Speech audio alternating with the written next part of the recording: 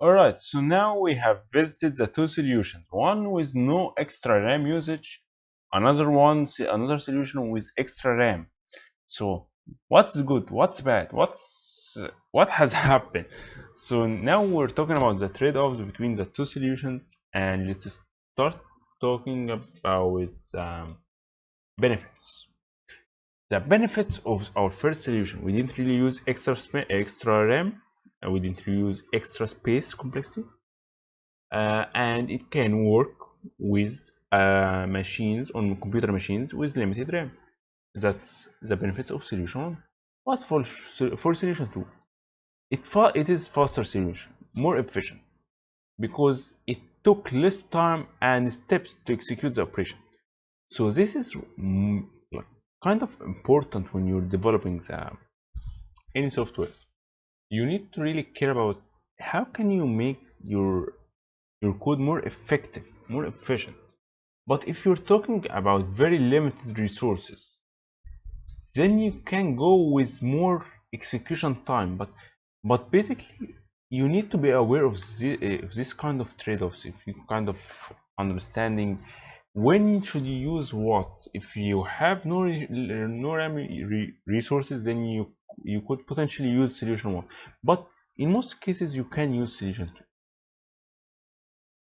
2. For the cons, which is the bad side, for solution 1, we have more execution steps, which is harder, that causes a lot more steps, can cause delay due to the very long execution operation, because we're gonna make a lot of time as long as your app scale, or your program scale, that basically will cause a lot of delay, because that will require a lot of hard work on the processing unit, whether CPU or GPU. And the bad side with using the RAM, that we're using extra RAM, we're just using the resources, and it may not work on every machine, because that's kind of limited resource, so that may cause memory overflow exceptions.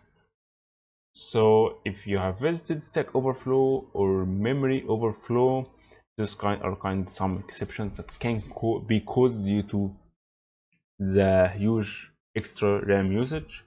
So that's one downside of using the solution number 2.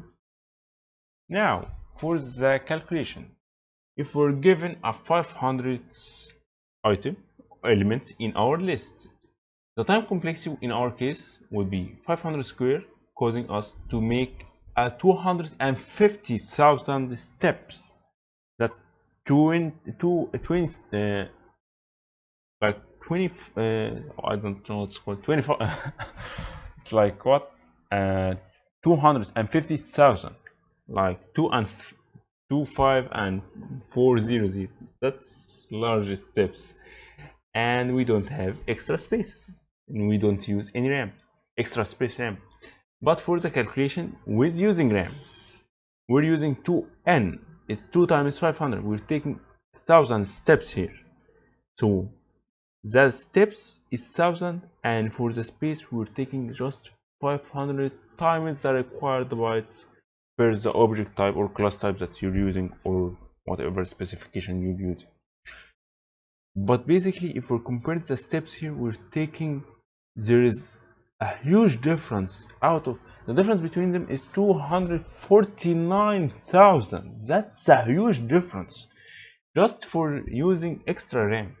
And the space complexity, of course there is a space for RAM, you have used extra RAM, but that caused a huge very less time and steps to execute the operation. So this is the trade-off between the two solutions, and you need, as a software developer, software engineer, programmer, whatever title you are, you need to understand what solution you should take to find the most optimal